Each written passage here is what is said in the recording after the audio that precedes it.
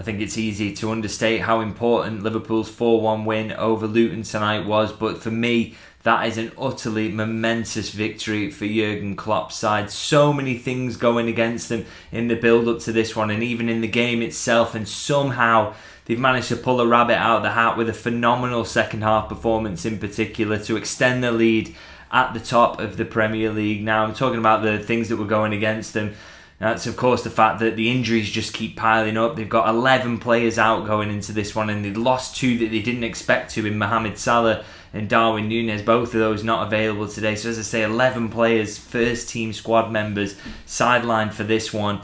And then they go 1-0 down to a Luton side who've been really improved in recent weeks and shown that they deserve to be in this division. Their confidence is up at the moment, and so this could have been a really, really tricky one. It looked like it was going to be a tricky one because, you know, as well as the fact that Luton were doing okay in there and they'd gone 1-0 up and they had a lead to defend, Liverpool were missing chance after chance and they looked really, really blunt in that first half. Now, that's not really a massive surprise because you think Darwin Núñez, Diogo Jota and Mohamed Salah, they've scored 46 goals in all competitions so far this season. So if you take 3 players like that out of your side, as they have done Liverpool since Saturday, then you're going to miss them. You're going to look a little bit blunt in attack. And I think the worry was really at half-time that Liverpool weren't going to be able to get over the fact that they had these big misses there, that they were missing so many goals. And, you know, when you see your side missing chances, goal scoring is the hardest thing to do in football. And Liverpool looked like a side that were absolutely shorn of goal scorers. And, you know, people can say, okay, well, the options they've got to replace them are not bad at all. The full internationals, the good players, Harvey Elliott coming in, Luis Diaz, and of course Cody Gakpo. But, you know, you've got to remember that the difference really between a side that challenges for the top 4 and one that goes to the title is the one that goes to the title tends to win every week, whereas the one that goes to the top 4, you know, you can slip up against sides like Luton. You can lose these games from time to time. You know, we've seen Tottenham lose a few of those this season, and they're right up there in terms of in the mix for top 4 this season. So the real difference there is that quality that you have, that extra quality, and it tends to be in the forward areas. And as good as Gakpo, Diaz and Harvey Elliott are, they're not quite Jota and Salah, are they, in terms of digging out goals. So that was a massive concern going into half time, is, you know, is this lack of quality, or not quality, but the real high-end world-class quality that gets provided by the likes of Salah and Jota. Was that miss going to be too much for Liverpool? But they came roaring out for that second half and absolutely blew Luton away with a phenomenal performance, really. And that all kicked off with a massive captain's goal from Virgil van Dijk. Absolutely crucial to get that quite early in the second half, because that really unsettled Luton. And it really got the crowd going as well, which I thought was a massive factor in this game. The Anfield crowd, they played such a big role. And once he had something to really shout about after that goal, it just went up and up by levels. And of course, then you get 2 goals in quick succession. All the front 3 getting on the score sheet and sort of easing any worries about the fact that you're missing such world-class quality up front. And then, you know, Liverpool, as I say, deserved it. They really ran away with it in the end. 29 shots, they take 13 on target, 6 big chances created.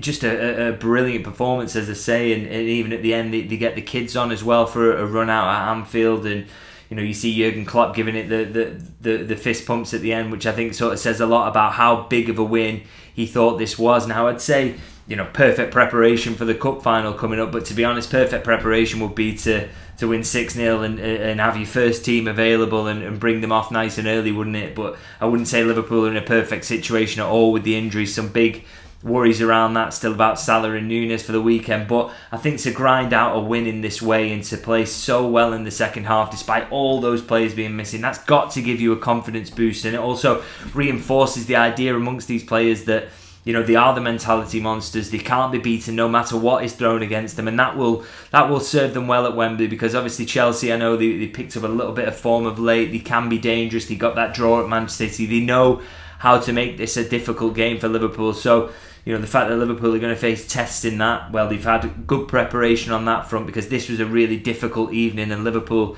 come away with a win that keeps them going in the Premier League title race, and just a fantastic show of character, I thought, and mentality. You know, a performance that fans should really, you know, hold on to and get behind, because it was just marvellous at times, really, the way the mentality, as I say, more than anything, and then the quality they showed in that second half. A brilliant, momentous win for Liverpool, I would say. Even if it was against little old Luton, I really just don't think you can underplay the importance of this one. Now, I'm going to go through the players individually as usual, and start with the goalkeeper, Kevin Kelleher. Of course, we know Alisson Becker's going to be out for a while. Maybe reports in Brazil saying that maybe till after the upcoming international break, which is a real blow. But I thought Kelleher showed again that, you know, having a bit of rhythm is quite helpful to him. I think it's important that he gets a run of games. He doesn't get that a lot, and sometimes when he comes into the team, you know, you can see that he looks a little bit rusty at times. We didn't show any rustiness today. I don't think you can put a lot of blame on him for the goal. Yes, it sort of sneaks through his legs, but he's got to get himself in a position where he's covering the cross and his near post, and then unfortunately, because it's a cross-come shot, it sort of sneaks through his legs, and the deflection bounces up so kindly for Luton. It's unbelievable, really. So kind of unlucky around that. And then really for the rest of the game, not an awful lot to do. Some good punches, a couple of good claims, which was important in a game where Luton, they tried to get the ball wide and get it into the box, so important they did that, but otherwise not a lot to do in terms of shot stopping or anything like that. So a quiet game for Kelleher, but really good warm-up for the weekend, because again, you know, regardless of whether Alisson was fit or not, we know Kelleher will be starting that game, and got big faith in him again. You know, will he go on and score the winning penalty again? We'll have to see, but it's good preparation for him and keeps him sharp, and a decent performance. Now, moving to the defence now, and start with Conor Bradley, and I've already got a smile breaking out on my face because of this lad's performance. I thought just phenomenal again. I almost can't believe how good he is, to be honest. I thought when I saw him in pre-season, he looked really, really bright, and I thought, you know what, he's got a chance here of making a few appearances this season and offering a sort of solid and traditional take on the right back role whenever Trent Alexander-Arnold needs to come out of the team, and you know, you think maybe get some League Cup minutes here or there, and play a bit of a role in the Europa League. But as it was, he got that injury, and so that delayed his involvement in the season. Then once he's come back, it's just blown my expectations completely out the water. I like I said, can't believe how good he is. You know, what he did today in terms of his performance. I mean, I talked through some of the numbers. 7 out of his 10 duels won, 3 out of 3 tackles, 3 chances created. But you know, more than that, they're really good numbers for a fullback. Don't get me wrong. But more than that, it was the way, you know, he has that Trent Alexander-Arnold-like ability to sort of dominate the game creatively from right back, you know, coming into central positions, looking extremely comfortable in those positions, really, you know, dominating Liverpool's ability to create chances. A lot of the play was coming through him, you know, arriving in the box late, almost like a midfielder. Those little quick exchanges, he almost plays like an attacker when he gets there, but also he's got the defensive side. And then the second goal, he's absolutely massive too, because it's his fast thinking, his speed of thought, that he takes a quick throw in that allows Mac Allister to tee up Gakpo for the second goal. And it's all about thinking quickly. I mean, I call it a throw-in taken quickly, very similar to the Alexander-Arnold corner against Barcelona that you'll all remember. It was that kind of speed of thought, and you know, Luton's heads were, you know, all over the place at that moment because he just conceded the equaliser. Anfield was up, it was roaring. And in that moment, it's easy for a young player to get carried away with that. But he had the coolness and the ability to see, okay, Luton are disorganised here, I'm going to take the throw in quickly. And then from there, Mac Allister sets up the goal.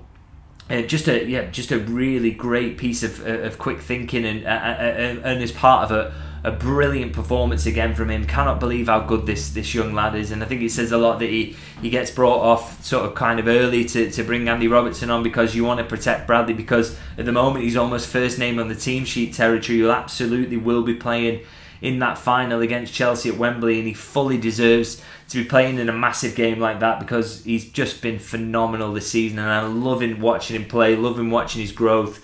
Just fantastic. Now, talk about the guy who's alongside him, another academy prospect who kind of going under the radar, really, that he's an academy prospect, because when he comes into the side, he just performs so reliably and so sort of, you know, just quietly gets on with his job, and he absolutely is part of that rotation. He's helped protect Konate tonight, and that is massive. We know Konate can get muscle issues, so to be able to throw Quansah in, and he helps you there to massively limit Luton, and I thought he played well again. I mean, 4 out of 9 duels won. He would have liked to win more of those, but I think he got targeted a little bit aerially by Luton. Now, they have got strength in that area. They have tried to pull onto him there and try and bully him a little bit. Now, he stood up to that quite well. 4 out of 9 duels. There's no sort of disgrace in that. It's not quite Konate and Van Dijk numbers. They tend to win basically all of them. But he does well, and he didn't make it, even when he lost a duel, he didn't make it easy for someone to win a header and then direct it into someone, or he's always there physically and really in the battle. He also completes 86% of his passes, so I thought, again, limited Luton massively, didn't have a lot in attack. He did quite well for me, and the fact that you can use him as a rotation option in games like this where you want Konate fresh for the final is absolutely massive, and it shouldn't go under the radar that he is an academy product in his first season in the team. He's still so young. For him to be able to come in and do this is massive for Liverpool and a huge boost to the squad as a whole. Now, it does help that alongside him he has Virgil van Dijk, and I thought a brilliant performance from him today. And as I say, I thought Quansah was the one that Luton tended to target, but whenever the ball did come to Virgil van Dijk's side, he absolutely won it. I mean, 7 out of 7 aerial duels won is just, he's one of the only centre-halves in the world who can kind of do that. 7 clearances made, big part of that defensive effort, but he also gets 6 passes into the final third. That quality is massive for Liverpool, and then his biggest contribution of all, to score the goal. As I've mentioned it before in this video, but it was such a crucial time to get the goal. It was such an important time to get it because Liverpool needed to score early in that half to break things up, and the forwards were getting a bit, maybe a little bit panicky and snatching at chances because they'd missed a few early doors. And so to have your captain be able to come in and score from a set piece and just open the game up was huge, and that is, it's what you want from your skipper, and it scored in a brilliant moment and propelled Liverpool to victory. So a massive performance from Virgil van Dijk, and he needed to show that leadership because it's a side that was really patched up, a Liverpool team, wasn't it, and a few young players in there as well, but he really stepped up and showed what an incredible leader he is, I thought, tonight.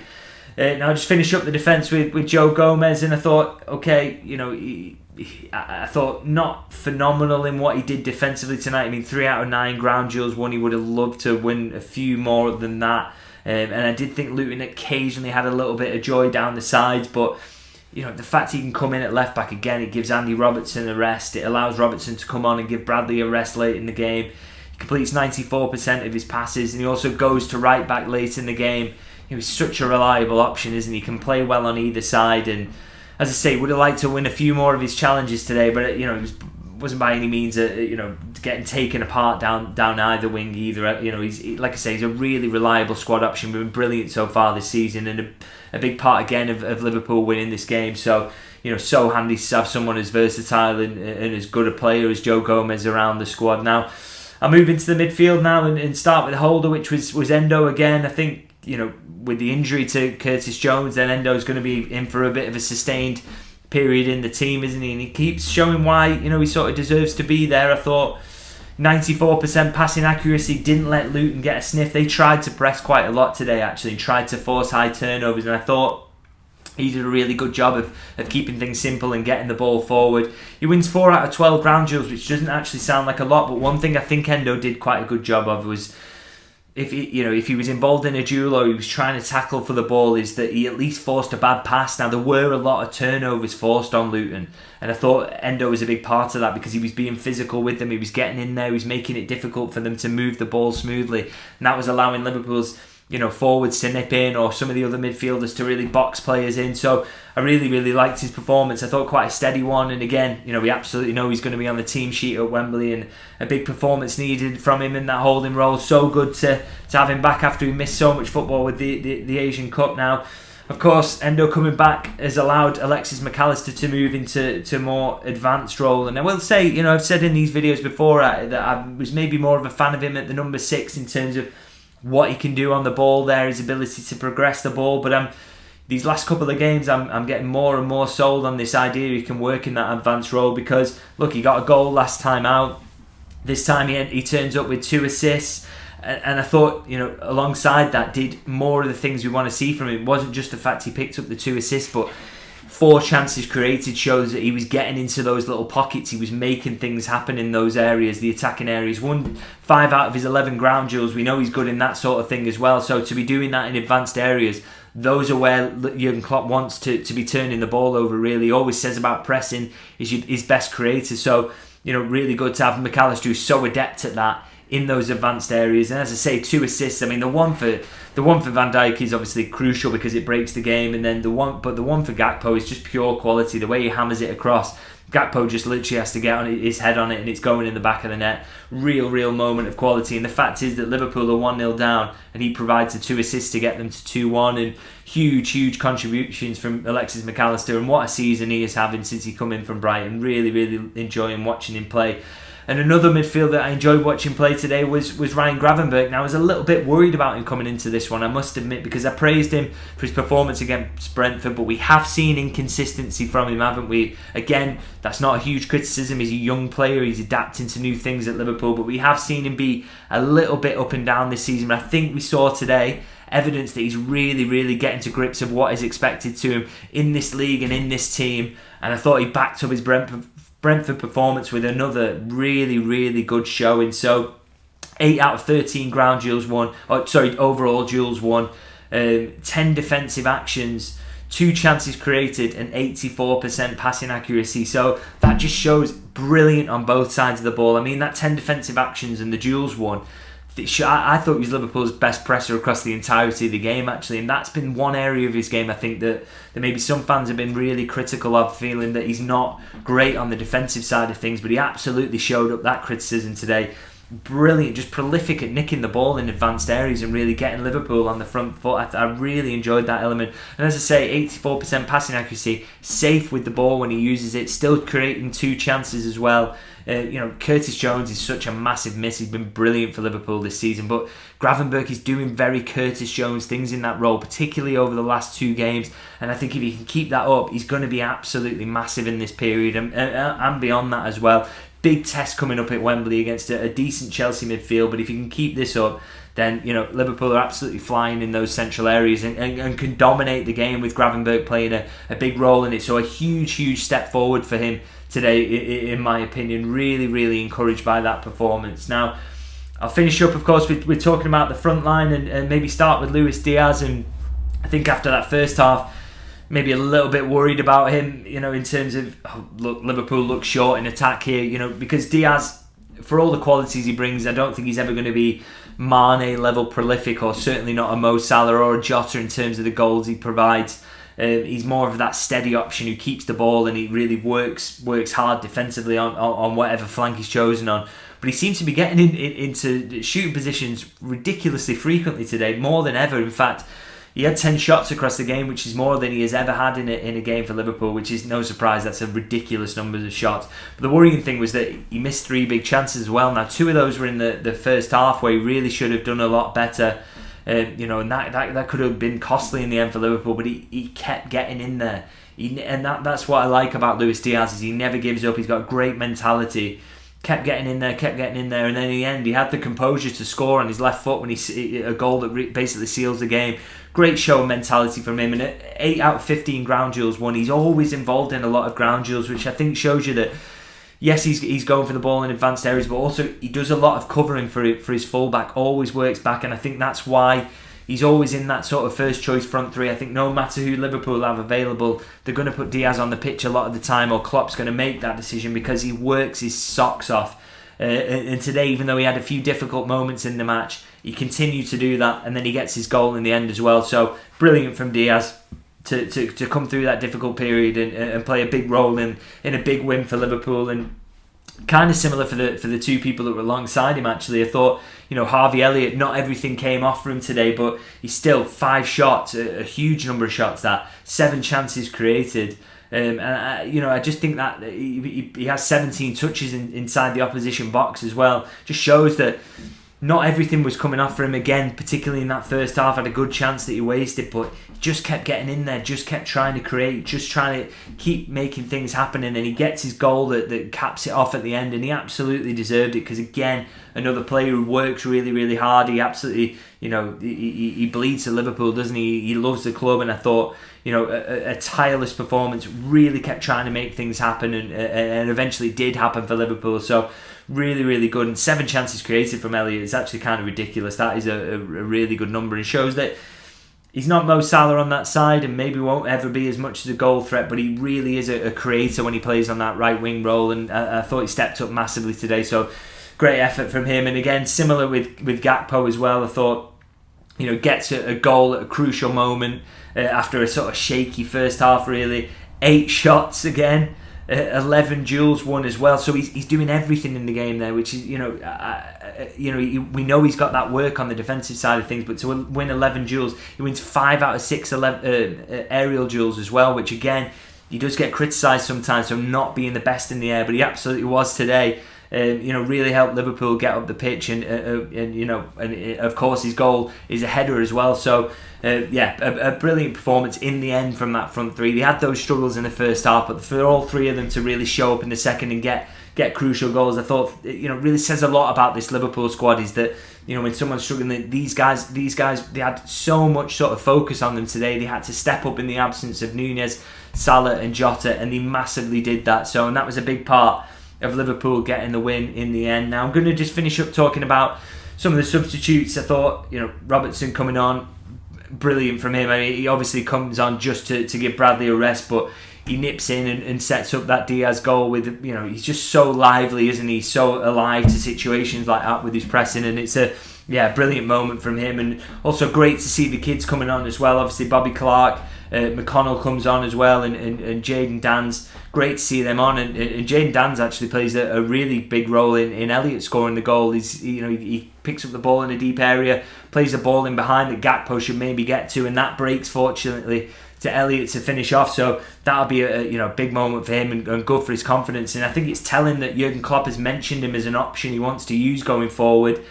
So for him to come on and get his senior debut and be involved in a goal, magic moments for these young kids, and they've all got a big role to play, particularly on the evidence of what Bradley and Quansah are producing at the moment. This looks like a golden moment, really, and potentially a golden generation coming through that academy. So loads to get excited about. Although I will say that I hope we maybe see a little bit less of the academy products.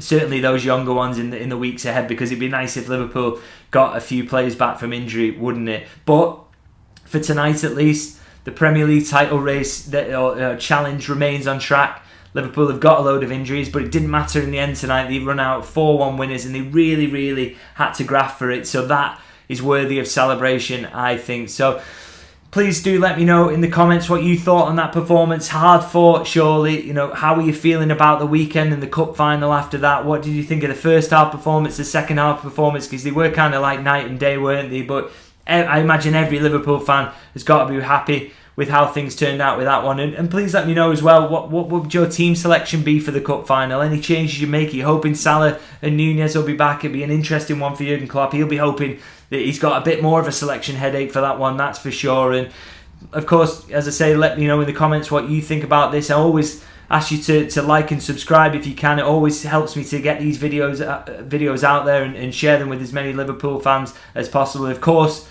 build up to the cup final to come and my review of that. So loads going on at the moment. So I'll see you very, very soon.